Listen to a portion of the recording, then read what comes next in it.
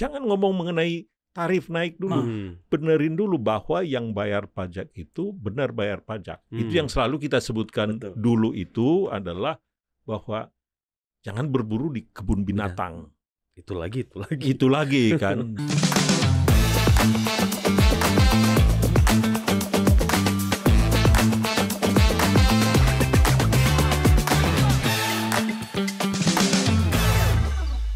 Nah terus gini Pak, ini balik lagi ke pekerjaan kemarin, BPS, data BPS naik. Orang pekerja ada berapa gitu. Setelah kita perdalam kan kita ada tim riset nih di CNBC nih Pak. Ternyata banyak informal datanya gitu loh Pak. Bapak ngelihatnya gimana sih Pak dari sisi kan Bapak juga kan ada di Kemenko Perekonomian. Ini juga sebenarnya ini jadi persoalan juga ya Pak. Banyak informal yang cuman seminggu kerja berapa jam udah dianggap bekerja. Itu makin banyak Pak jumlahnya Pak. Apa itu juga masalah yang tadi kita bahas itu ya Pak ya? Ya itu data itu nggak bisa dipungkiri karena BPS juga menyatakan seperti itu kan. Pak. Itu kan yang dilakukan analisa oleh CNBC kan data BPS juga. Betul Pak. Jadi mereka tidak bohong di situ. Betul. Karena definisinya memang begitu. Betul Pak. Jadi mereka menyatakan bahwa informal sektor memang naik. Itu yang pertama. Ini juga menurut saya menjadi PR besar di negeri ini. Persoalan informality ini PR besar. Ini adalah kita nggak boleh teruskan informality ini banyak. Karena ini dampaknya kemana-mana. Nah, boleh Pak. Kalau informal dia umumnya aksesnya ke keuangan, aksesnya ke bank juga nggak ada. Ya sulit ya Pak. Untuk sektor-sektor informal. Iya betul. Bagaimana dia mau dapat kredit yang baik? Betul. Dia akan biasanya dapat kredit dari pinjol misalkan. Ya. Yang ilegal lagi. Dari banyak-banyak yang mungkin dia akan diperas. Betul. Itu yang pertama. Kemudian yang kedua, kalau informal banyak, itu dampaknya juga ke penerimaan pemerintah. Pajak. Karena informal kan. Nggak terdata maksudnya gitu. Terdata dia. Iya. Bagaimana dia mau bayar pajak? Iya. Nah, saya lihat ini adalah kaitannya dengan kepastian hukum. Contohnya contohnya yang saya bisa lihat ya. Di Thailand lah kita lihat contoh. Di mana di Thailand itu pedagang kaki lima, dia formalkan. Dan banyak jumlahnya Pak ya. Banyak jumlahnya. Itu kan paling jelas yang kita lihat. Dikasih peneng, dikasih QR code di situ. Dia kemanapun tahu di mana lokasinya. Hebat juga ya. Gitu dia. QR code tahu karena dia membayar apa-apa melalui situ kan. Sehingga bank sebetulnya satu ya, itu diformalkan dia. Bahwa dia terdaftar jadinya. Yang kedua, bank juga dia mengakses sebetulnya tingkat risiko penghasilannya itu seperti apa. Terekam gitu ya Pak dari situ, kris. QR-nya dia. Iya benar. Gitu loh. Nah itu adalah seperti contoh, itu adalah memformalkan yang sektor informal. Contoh saja, mungkin yang lain-lain juga begitu. Itu akan sangat tambah banyak gitu. Tidak berarti warteg itu belum tentu dia pendapatan rendah. Enggak. Bisa besar itu. Nah itu dengan dia akan bisa lebih bertambah lagi ya kalau dia punya akses ke bank. Iya kan? Dengan pinjaman yang relatif murah. Betul. Kalau daripada dia dapat pinjaman yang sangat mahal dari sebelah sono. Nah, demikian juga penerimaan pajak akan ada jadinya. Benar dari situ. Jadi formality itu diformalkan itu menjadi benar. Gitu. Dan itu juga menurut saya masalah kepastian termasuk masalah hukum kita. Kenapa tuh Pak? Ya maksud saya adalah legalitasnya, masalah legalnya itu masalah hukum dalam arti masalah legalitas. Ya harus dilegalkan. Betul. Pak, kalau kita lihat UMKM, saya baru kebayang lagi Pak. UMKM itu kan udah pada pakai kris kan Pak. Majority di kota-kota besar itu udah pakai kris gitu. Artinya kalau itu nge-link aja misalnya. Iya, tinggal di-linkin aja tadi Pak yang Pak Raden bilang itu Pak. Harusnya bisa selesai. Iya, selesai. Masalah informal. Ini bagian yang harus diadres di Cortex juga itu. Wah, jadi masalahnya udah kemana-mana. Cortex enggak dalam arti kan jadinya makanya kalau yang kita lihat ya, yang dilakukan India kan begitu. Oh iya betul. Semua India nggak boleh lagi memakai cash. Iya. Semua tercatat semua. Di Cina juga seperti itu. Betul. Dengan demikian, ya seluruh transaksi itu nggak bisa dibohongi. Transaksi antar perusahaan, ya itu B2B. Betul. Transaksi antara perusahaan dengan customer-nya, B2C. itu juga B2C. Iya. Itu nggak bisa. Jadi ujungnya, karena semua lewat online, ya. Kalau kita mencoba, artinya melakukan kecurangan-kecurangan, bisa dilihat dari seluruh transaksi itu. Ya, makanya dengan analytical kapasitas yang bagus di Dirjen Pajak, dia bisa mendeteksi, ini ada yang aneh nih. Gitu loh. Nah, dengan itu sebetulnya kalau kita seperti yang saya katakan tadi, kita formalkan dia, kemudian juga seluruh transaksinya lewat QR tadi yang saya katakan itu, kemudian ada e-faktur. Iya, betul. Jadi semua pada saat kita misalkan membeli sesuatu, ya ada e-fakturnya bahwa ada, jadi kita mendapatkan receipt itu, tanda terima itu, di sininya itu sudah ada tanda bahwa kita bayar. Gitu loh. Jadi bukan yang seperti sekarang. Dengan demikian ya semuanya akan keep ininya itu. Karena kemudian di Cina contohnya dia dikasih hadiah. Diundi. Bagi si customer ini dia pegang itu. Jadi menarik juga ya gimmick-gimmick itu. Jadi dan satu saat dia laporkan ke pajak bisa. Jadi nggak ada yang bisa bohong di situ. Tapi di sisi lain seperti yang saya katakan tadi, dia dapat akses kemana-mana karena dia menjadi formal. Betul. Nah itulah carinya menutupin itu. Tidak ada yang mudah.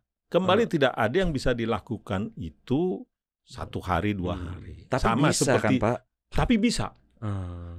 Tapi bisa, dan kita harus mulai itu karena faktor sekarang kan kita digitalisasi ya benar di mana-mana. Penggunaan kris aja udah naik banget, Pak. Digitalisasi kan sebetulnya jadi penggunaan itu naik tapi tidak nyambung ke Harusnya pemikiran Pak Raden nih didengar nih. Ini benar nih. Jadi data itu penting kan, Pak ya? Data untuk begitu, penting. Waduh.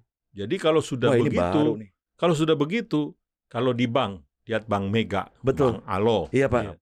Jumlah orang IT-nya kan makin banyak. Makin banyak, Pak, benar, Pak. Ya sekarang bisa 1/3 dari orang IT, ya ahli digitalisasi di bank itu menjadi pekerja. Nah, pajak juga harus begitu. Pak, kalau ini sorry nih Pak, kalau motong, kalau semua ini dilakukan, pajaknya bisa naik, maksudnya ada angkanya ya Pak. Pekerjaan informal jadi formal, kedua itu kan Pak. Habis itu bank juga dapat nasabah baru lagi kan Pak, yang benar-benar ya kualitasnya bisa dilihat gitu dari track. Itu kan impactnya, maksudnya multiplier seperti itu ya Pak ya. Betul. Dia semua akan diuntungkan dengan itu. Termasuk ini kayaknya jaminan kesehatan, jaminan semuanya, Pak. Jaminan kesehatan otomatis kan, karena orang yang sudah formal kan dia harus jaminan kesehatan. Wah, ini jadi daripada pemerintah hanya melakukan subsidi-subsidi. Benar. Kalau dengan begitu kan diformalkan semuanya. Betul. Bahwa misalkan oke lah yang di bawah katakan bisa saja tetap peraturan bahwa kalau dia omsetnya katakan di bawah 1 miliar per tahun, dia kena pajaknya ya kecil gitu loh. Nggak ada persoalan dengan itu, tapi bayar.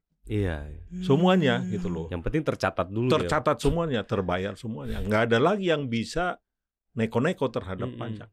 Dan kita bisa mengetahui perkembangan UMKM-nya, maksudnya dia bisa dari kelas mikro, menengah. Datanya menjadi sangat lengkap dengan begitu. Tadi yang dikatakan tadi, makanya tadi yang dikatakan bahwa kemudian akses dia ke keuangan, bank juga sangat terbantu ya Pak. Terbantu oleh itu. Demikian juga si dunia usaha kecil ini juga kan jadi terbantu karena bank jadi melihat ini ternyata ini orang-orang punya kapasitas, ini punya kemampuan untuk dikembangkan. Nah, itu dia. Nah, itu juga menjadi persoalan menurut saya di negeri kita ini. Yang saya lihat ya, jadi data yang waktu itu saya diminta melakukan satu data, analisa dengan World Bank. Di mana mereka melihat namanya itu mobilitas daripada yang kecil menjadi menengah, menjadi besar itu di kita itu nggak kelihatan Pak. Nggak kelihatan. Jadi hanya yang besar ya besar aja. Iya betul. Tapi mobilitasnya itu berkurang.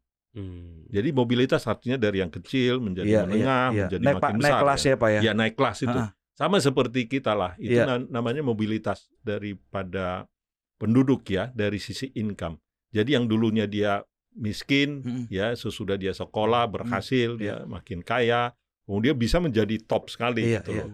Itu adalah sebetulnya dream daripada Indonesia. Itu adalah mimpi Indonesia. Sama seperti orang ke Amerika kan ada mimpi American Dream. American Dream adalah kalau dia sekolah ya, rajin bekerja, dia menjadi middle income, anaknya dia pasti akan bisa lebih bagus dari dia, naik kelas. Sama seperti itu yang menurut saya dengan cara kita tadi, data ya Pak. Ya, dengan data yang benar ya, kita bisa, saya pikir mendorong mereka itu naik kelas yang mampu ya. Iya Pak. Ya sekarang kayak kita kurang dengar gitu ya, apa namanya, orang yang miskin terus kesannya begitu, padahal itu treatmentnya tadi kali Pak ya, kayak harus dibikin naik kelas, misalnya UKM terus kalau pakai data gitu mungkin dia bisa naik kelas gitu ya Pak ya. Nah terus gini lagi Pak, saya kembali lagi nih ke soal permasalahan ekonomi yang nggak nyampe 5%. Terus sempat rame kan masalah efisiensi atau realokasi anggaran gitu loh Pak. Ada MBG 171 triliun, pangkasin tuh semua perjalanan dinas gitu kan. Hotel-hotel teriak ya kan. Pesawat juga makin sepi gitu loh Pak. Ini kan sebagai salah satu engine pertumbuhan juga Pak. Dan salah satu MBG kita diharapkan sama Presiden juga menjadi engine pertumbuhan juga. Terus lagi ada program-program lain seperti rumah, atau koperasi gitu Pak. Cuman ini kan anggaran pemerintah di saat kondisi lagi begini harusnya menjadi counter cyclical atau pendorong ekonomi. Pak Raden melihatnya dalam satu kuartal atau menjelang satu semester ini gimana sih Pak? Perlu didorong nggak sih Pak gitu? Karena orang-orang kayaknya belum ngerasain ya, makanya belum ngerasain mengalir gitu duit dari pemerintah gitu loh Pak. Kecuali bansos-bansos yang terakhir itu kan gimana Pak? Jadi memang saya pikir program-program itu buat saya netral, baik saja. Iya betul. Tujuannya baik ya Pak? Tujuannya baik. Apakah program MBG, program sejuta rumah, atau program yang lain-lain. Itu nggak ada yang salah dengan itu. Ya. Yang mungkin yang perlu dilakukan adalah itu harus well plan. Kata kuncinya adalah well plan.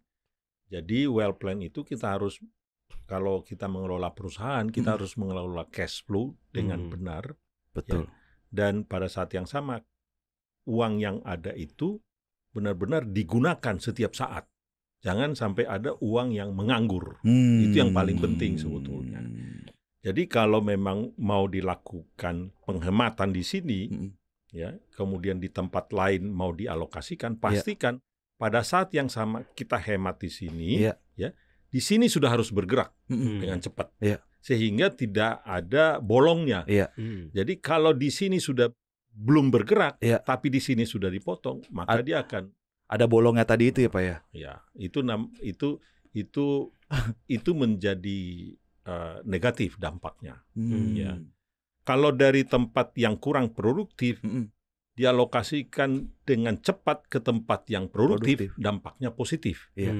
Ya kan, karena ini kurang produktif menjadi lebih produktif dan digerakkan ya dengan cepat tempat itu, ya dialokasikan dan dibelanjakan dengan cepat. Gitu loh.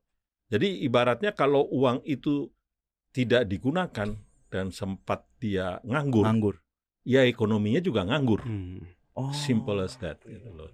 Karena apa? Karena uang itu adalah menjadi penggerak daripada ekonomi. Ya. Darahnya ya Pak? Ya darahnya gitu. Jadi kalau dia uangnya berhenti, ya sudah ekonominya juga berhenti. Benar. Itu loh. Nah, itu yang menurut saya yang kita harus perbaiki ke depan. Nah, mudah-mudahan di semester kedua kita belajar dari situ. Ya. Jadi kembali yang saya katakan itu persoalan programnya itu bisa diatur. Bagus, tapi diatur. Apakah memang mereka sudah butuh uang segitu pada bulan ini. Itu kan. Karena kalau dia belum butuh, sementara uangnya menjadi berhenti, sementara yang ini sudah berhenti yang tadi itu, maka yang terjadi adalah perlambatan. Dan itu menurut saya harus menjadi pelajaran. Betul. Artinya supaya jangan kita ulang terus-menerus begitu. Kalau soal orang berbuat kekurangan-kekurangan, kesalahan di awal itu wajar. Wajar, betul. Tetapi kalau berulang-ulang, itu tidak wajar namanya. Nah, ini yang menurut saya lesson learn-nya, menurut saya itu yang kita lihat di kuartal pertama itu. Dan sekarang udah mulai dilonggarkan sebenarnya kalau lihat dari sisi belanja ya Pak ya. Kalau di sejak Maret, April, uang-uang dari pemerintah itu udah mulai mengalir ke publik. Growth-nya udah lumayan bagus lah gitu. Tapi kan lihat Pak Raden tadi sempat bilang keterbatasan APBN sekarang, ekspor makin rendah, penerimaan juga nggak begitu bagus. Gimana cara menyeimbangkannya gitu Pak? Untuk APBN tetap oke, aman nih, tapi dia tetap bisa ngedorong pertumbuhan.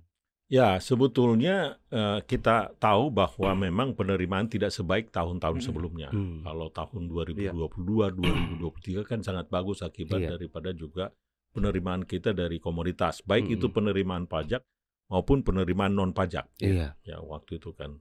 Kalau dari non pajak kan royalties, gitu. Tapi dari pajak seluruh yang perusahaan-perusahaan yang profit kan, termasuk tadi perusahaan-perusahaan tambang itu mereka juga bayar pajak lebih dibanding dengan tahun sebelumnya. Nah, tahun ini kan boleh dikatakan terjadi koreksi semua dan itu adalah dunia yang terjadi. Jadi kalau dalam situasi sekarang ini di mana penerimaan kita tidak sebaik tahun sebelumnya, justru ide tadi itu, efisiensi dan relokasi ke tempat yang lebih produktif. Menjadi benar. Betul. Ya, jadi tanpa kita harus membuat defisit kita menjadi jauh lebih besar ya. Katakan batas yang kita sudah sepakati adalah 3% kan. Tapi kalau misalkan dulu defisit kita 2,25, ya udah naikin sampai batas tadi itu 3% misalkan. Tapi pada saat yang sama, yang perlu dipastikan seluruh kegiatan-kegiatan ini memang harus diprioritaskan. Prioritasnya itu apa? Kembali tadi itu adalah harus dia lebih produktif dan kalau boleh menciptakan lapangan kerja. Jadi kriteria lapangan kerja itu juga bisa berlaku kepada anggaran atau belanja pemerintah. Jadi dalam situasi seperti ini seperti yang saya katakan tadi itu ruang untuk membuat kesalahan itu makin kecil. Justru kita harus mencari ruang tadi itu menggiat prioritas-prioritas yang saya sebutkan tadi, tempat yang lebih produktif dia, ya, kombinasi lebih produktif, tetapi juga ada tambahan budget defisit yang saya katakan tadi dalam situasi seperti ini, yang dulunya 2,25, nggak apa-apa, dekatin aja ke 3. Jadi ada stimulus juga terhadap ekonomi kita, meskipun tadi penerimaan kita agak berkurang. Karena itu mau nggak mau ya Pak, karena lihat sekarang kalau bukan dari duit pemerintah, mengandalkan investor, rasanya dalam situasi global saat ini belum cukup mampu. Betul. Gitu. Jadi kalau dia dalam tempo sangat singkat seperti katakan semester ini atau tahun inilah, mungkin memang hanya pemerintah yang paling boleh diandalkan.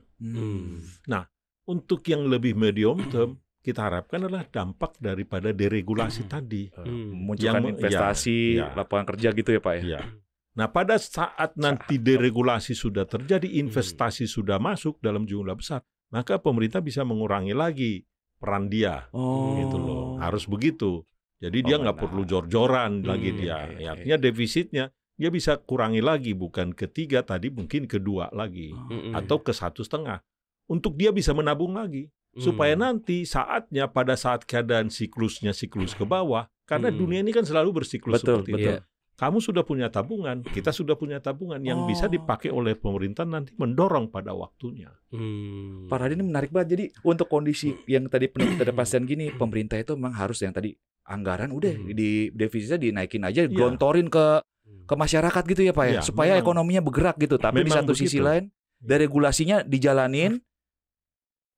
Supaya nanti dia yang menjadi motornya. Jadi motor dalam keadaan seperti ini di mana investasi semua agak hold, mereka agak menunggu, ya wait and see kan itu.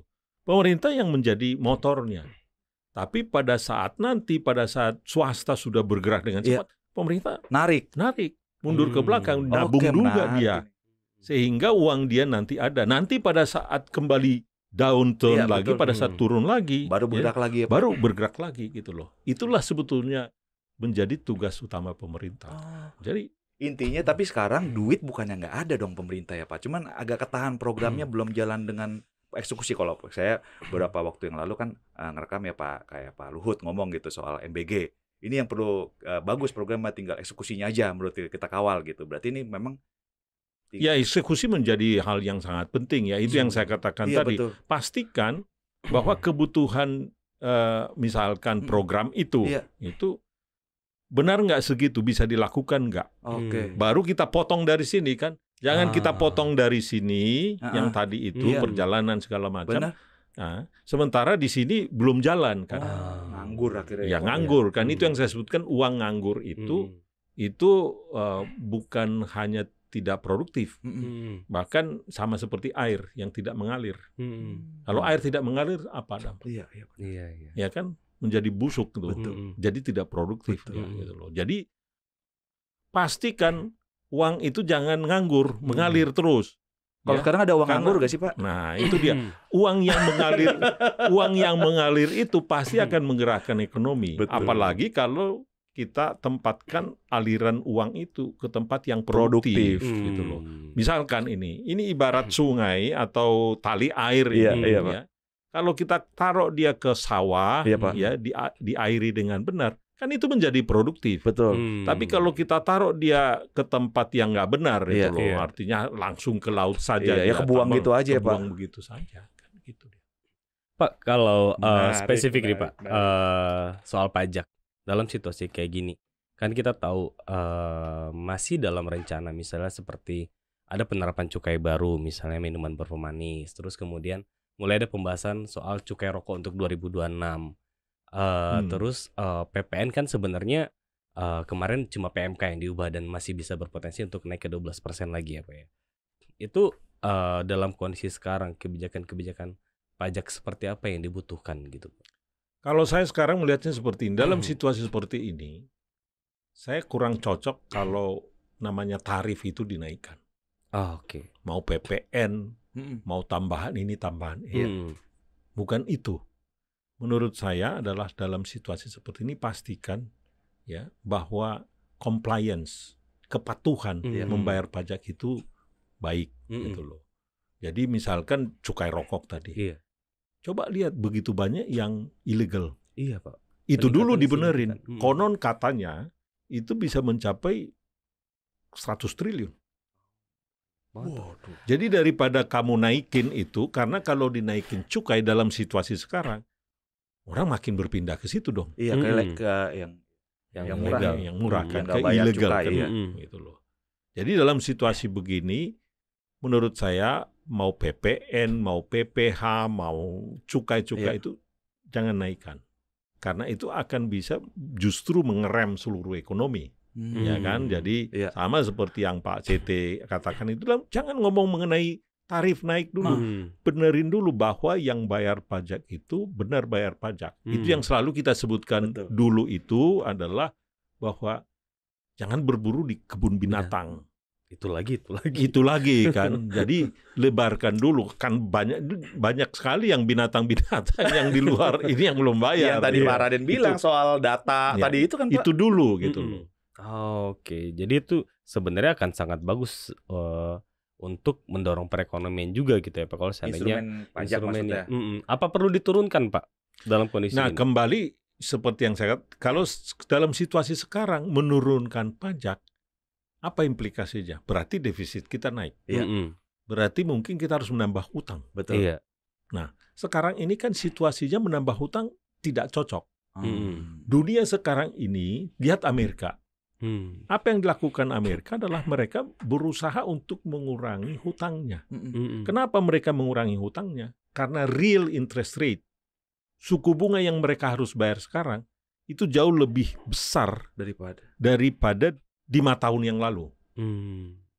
Ya, dulu pada saat itu suku bunga yang mereka bayar kan hanya sekitar 0%, 0 sampai 0,5%. Sekarang 4%. Jadi kalau mereka mengeluarkan surat hutang dalam situasi begini, itu menjadi sangat mahal sekali. Nah, kita bukan persoalan hanya di situ. Dalam situasi gonjang-ganjing dunia sekarang ini, ketidakpastian ini, kalau kita mau menambah surat hutang kita, artinya defisitnya, kita akan mahal sekali, kita akan di corner. Karena investor tahu kita butuh gitu ya, Pak. Satu butuh, yang kedua adalah gonjang-ganjing. Orang dalam gonjang-ganjing dunia sekarang itu semua adalah mereka meminta lebih. Ya kan, risk premium naik dunia secara dunia ini. Gitu loh. Itu jadi dalam situasi seperti ini kurangi pajak juga tidak tepat. Ya, tetapi yang perlu adalah spending tadi itu, belanjanya itu harus benar-benar ke tempat yang sangat produktif. Itu yang saya katakan tadi. Mengurangi pajak nggak tepat dalam situasi seperti ini. Nanti pada saat kembali seperti yang saya katakan tadi, ekonomi sudah bergerak, swasta sudah bergerak, kamu bisa mengurangi itu. Karena kamu sudah punya ruang di situ. Karena di situ peran swasta menjadi sangat dominan. Peran pemerintah kamu kurangi di situ. Gitu loh. Nah, kalau kita ya pemerintah nanti sudah punya tabungan yang besar, ya bisa kurangi. Menurut saya sekarang itu bukan saatnya mengurangi pajak. Kita masih butuh spending ini, terutama untuk infrastruktur. Ya, jadi negara-negara yang sudah maju memang cenderung dia mengurangi pajaknya, ya, mengurangi pajaknya karena kebutuhan mereka untuk membangun investasi publik. Ya, apakah itu fasilitas kesehatan, fasilitas pendidikan, fasilitas infrastruktur untuk pertanian dan yang lain-lain, itu mereka sudah selesai. Kita kan masih perlu. Betul. Singapura contohnya. Dulu di tahun 70-80-an mereka defisitnya besar. Current account juga defisit besar. Ya. Tax ratio mereka itu digerakkan supaya dia tinggi gitu loh.